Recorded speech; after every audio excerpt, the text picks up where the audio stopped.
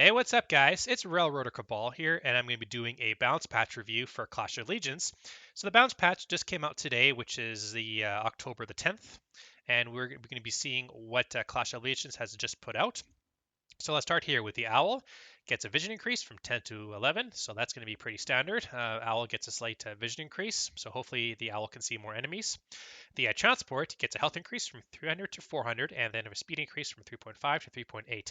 So that's actually very interesting. You can use a Transport to transport goblins across the map to other minerals and gas, but also I've seen a couple people use Transport to transport you know units behind enemy lines and then do some damage to goblins. So this will make the transport more have more health and have a little bit more speed. So that's actually a good buff for the transport. The Gnoll gets a health decrease from 300 to 330 to 300, so it's going to go back to its original health status before this past patch came out. So the Gnoll is definitely the most overused card in the game, and this will hopefully help out its health. Will it make it disappear? No, I think the Gnoll will still be used constantly, just a little bit of a health decrease, so that hopefully that'll make it more balanced.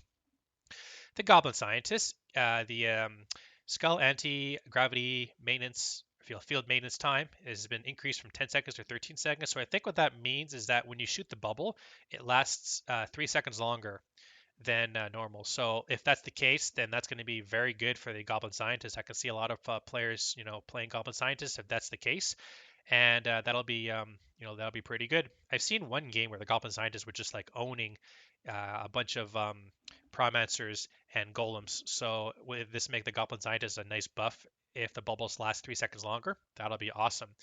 The elf gets a damage increase from 42 to 47, and if you didn't know what an elf is, it's the former Dark Reign. So the Clash of Legions just switched the name around.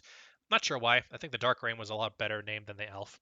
But anyway, damage 42 to 47. This will make her not really more viable, but have a little bit more damage because as soon as past patch came out, the Dark Reign was just like instantly voided. So hopefully this will make a comeback.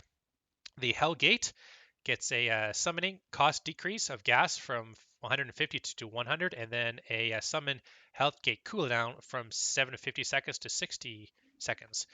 So the Hell Gate is definitely it's one of those spell cards that's not really used that often. All the other spell cards are used quite a bit, like Valor and Blizzard and Fireball and those kind of cards. But the Hellgate is like one of those cards we almost never use.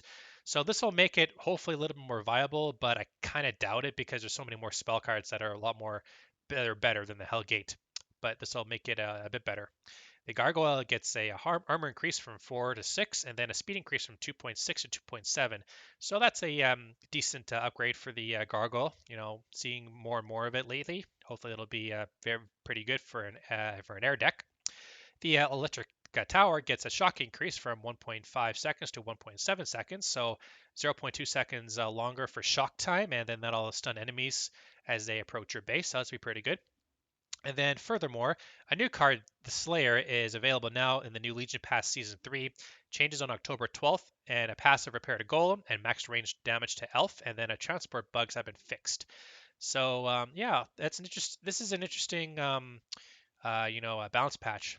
I was really hoping that the developers would take care of the issue of the demon because the demon is definitely an overpowered card. But it looks like they didn't touch it in this bounce patch, which is understandable. They're focused on other stuff. Like tomorrow, October 11th, I think that Clash of Legions is going to be releasing the game in the United States of America. So hopefully, we're going to be seeing a lot more players online. But anyway, that is going to be the bounce patch review for October 10th, 2020. Hope you guys enjoy that. My name is Cabal, and I will see you guys next time.